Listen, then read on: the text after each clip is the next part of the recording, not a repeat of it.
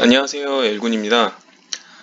일전에 찍었던 영상이 그 파일이 업로드 과정에서 뭐 음성이 다 날아갔는지 음성이 다 끊겼더라고요. 그래서 새로 영상을 찍었는데 또 새로 영상을 찍을 때 보니까 마이크가 또 고장나서 새롭게 또 마이크를 이번엔 좀 제대로 된 걸 주문을 해서 이렇게 영상을 찍고 있습니다. 일단 저번에 말씀드렸던 내용을 좀 더 이어서 말씀드리고 좀 추가할 내용은 좀 추가할게요.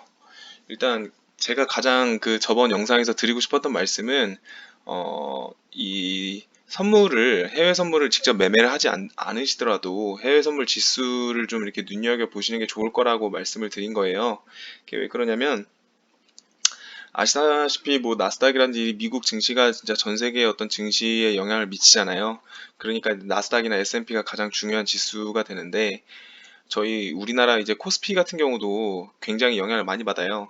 지금 이게 현재 나스닥 일봉 차트거든요. 근데 나스닥 일봉 차트의 그림이 이 코스피의 어떤 이 그림과 굉장히 유사하지 않나요?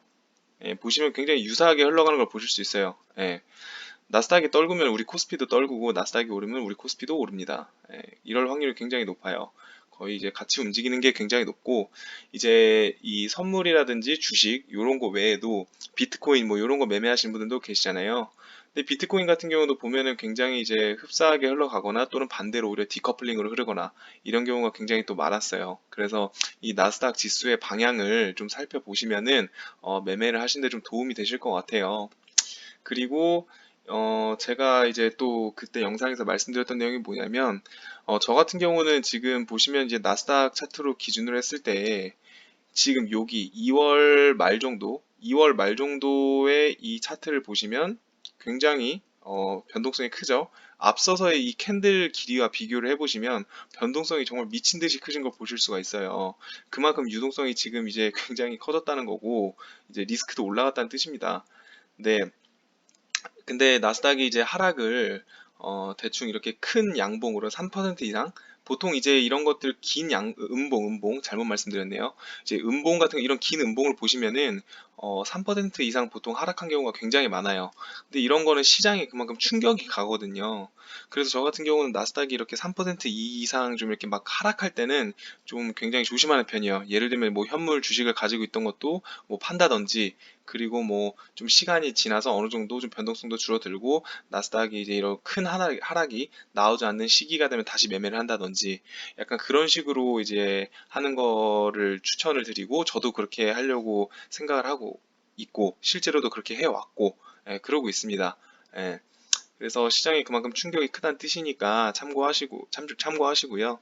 실제로 이제 앞선 이 변동성과 지금의 변동성을 좀 비교해 보시면 지금 현재 시장이 얼만큼 불안정한 상태인지 이제 아실 수 있으실 것 같아요. 네. 그리고 현재 같은 경우는 저 같은 경우는 이제 포지션이 없어요. 따로. 그런 이유는 뭐 제가 이제 전에 영상에서도 누차 말씀드렸는데 뭐 더 하락할 것 같다라는 그런 생각도 있고요. 아직까지 저는 이제 누차 말씀드리지만 이제 증시 자체가 괴리율이 너무 높아서 굉장히 좀 아직까지는 좀 위험하게 보고 있거든요. 언제 떨어질지 모른다. 만약에 이대로 오른다면 사실 여기서 제가 이제 진입을 해서 뭐 요거 먹겠다고 그 리스크를 감수할 이유가 없잖아요. 그럼 또 자리를 기다리면 되는 겁니다. 언제나 저 같은 개미에게 유일하게 제가 가지고 있는 건 시간밖에 없기 때문에 차분하게 매매를 하려고 하고요. 그리고 이제 저번에 말씀드렸던 내용이 이제 해외 주식이었어요. 해외 주식. 해외 주식 같은 경우가 보면은 이제 주봉으로 한번 살펴볼게요. 이제 주봉으로 봐도 그렇고 이 지지 저항 구간을 좀 상당히 좀 잘 지켜주는 편이더라고요. 그러니까 그 국내 주식보다 해외 주식이 좀 더 이렇게 지지 저항과 어떤 이 추세선이라든지 요런 이제 그 차트적인 움직임을 좀 더 명확하게 보여줘요. 쉽게 얘기하면 국내 주식보다 좀 더 잘 맞아 떨어진다고 해야 될까? 약간 그런 느낌이 좀 많이 강하거든요. 실제로 여기서도 보면은 저항받으면서 저항받았고 뭐 여기 위에 지지를 하니까 올라갔고 예를 들면 이제 이런 식으로 매매를 하는 거죠. 지금 저 같은 경우는 이제 국내 주식도 제가 소개해드린 종목들이 전부 다 코스피 종목들이었잖아요.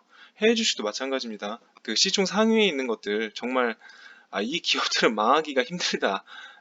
정말 시총이 정말 높고, 그리고 되게 안정적인 그런 기업들 위주로 살펴보면 이런 지지 구간들만 잘 체크를 하고 이 지지 구간들에서 매집을 하는 거죠. 쉽게 얘기하면 예를 들어서 뭐 이제 주가가 이렇게 떨어졌어요. 떨어졌고 이렇게 저항을 받았을 때 저항을 받은 상태에서 여기가 지지 구간이네. 그럼 여기서 한번 매집을 하자.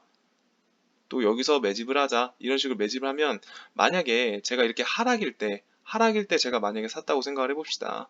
그럼 제가 만약에 뭐 한 요쯤에서 샀어요. 요쯤에서 지금 이게 인텔 지금 차트인데 53달러 정도 되겠네요. 예, 여기서 한번 샀고 여기 또 지지 구간이 있죠. 그래서 제가 여기서 또 한번 사자 해서 48달러 정도에 또 샀어요, 제가.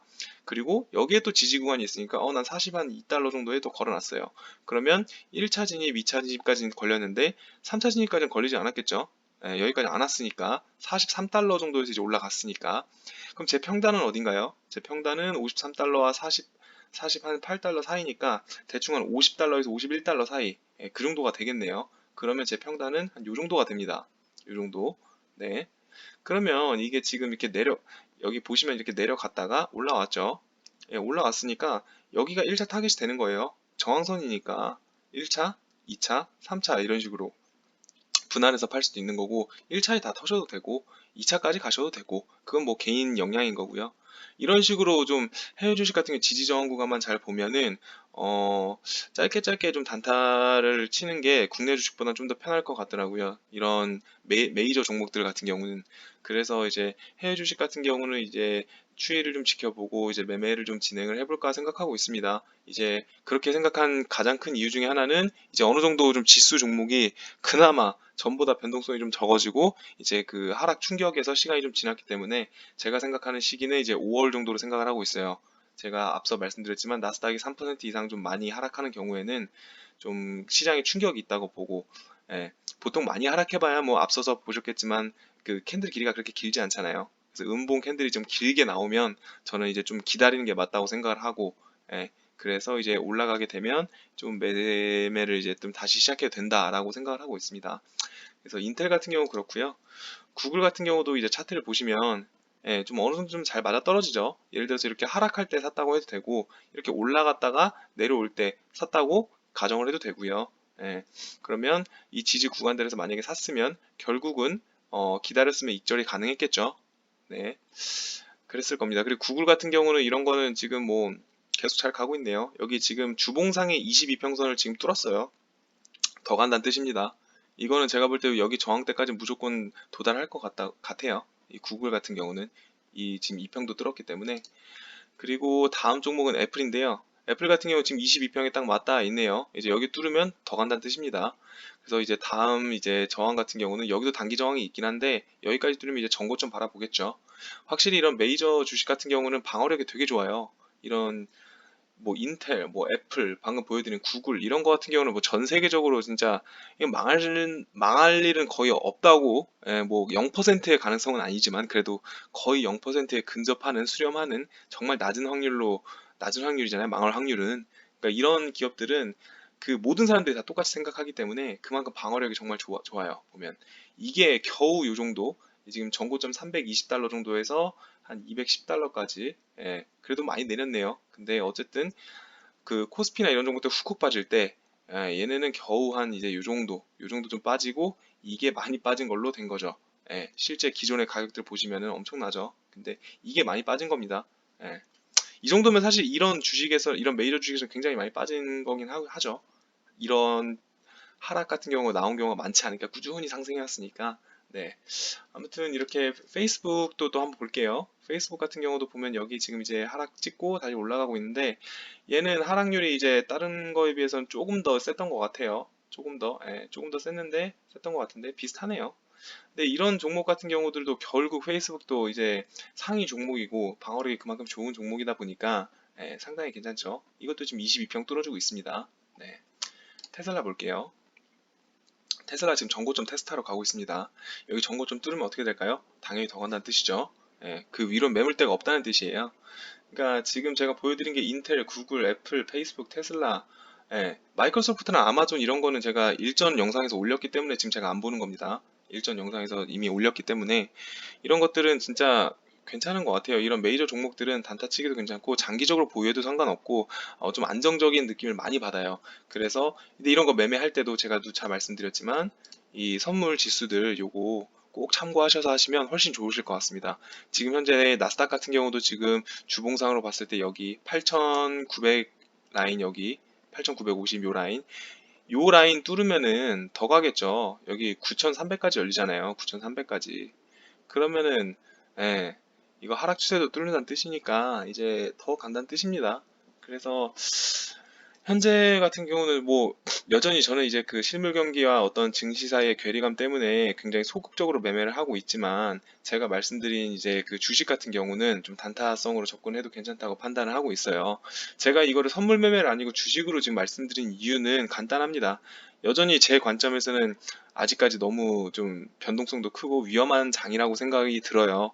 예, 증시는 계속 오르고 있지만 여전히 뭐 현물 경기들은 별로 그렇게 좋다고 생각하지 않기 때문에, 그러다 보니까 이런 선물 매매를 했을 때 하면 제 돈을 모두 잃을 수도 있는데, 주식 같은 경우는 현물이잖아요. 이거는 상장 폐지를 하지 않는 이상 저희가 가만히 냅두면 이제 종이 조각이 될 일은 없잖아요. 게다가 제가 매매하는 종목들이, 저는 어떤 걸 매매하나요? 메이저들을 매매하죠. 저는 막 코스닥 또는 뭐 시총 낮은 막 잡주 막 이런 거 잘 안 보죠. 안정적으로 매매하고 싶기 때문에. 그렇기 때문에 더더욱 안정성이 있고, 만약에 물린다고 하더라도 향후 빠져나올 가능성이 굉장히 크죠. 예. 그래서 제가 이렇게 말씀을 드리는 거고요. 항상 안전매매 하시길 바랍니다. 이제 연휴인데 즐거운 연휴 보내시고요. 오늘 영상 여기서 마치겠습니다.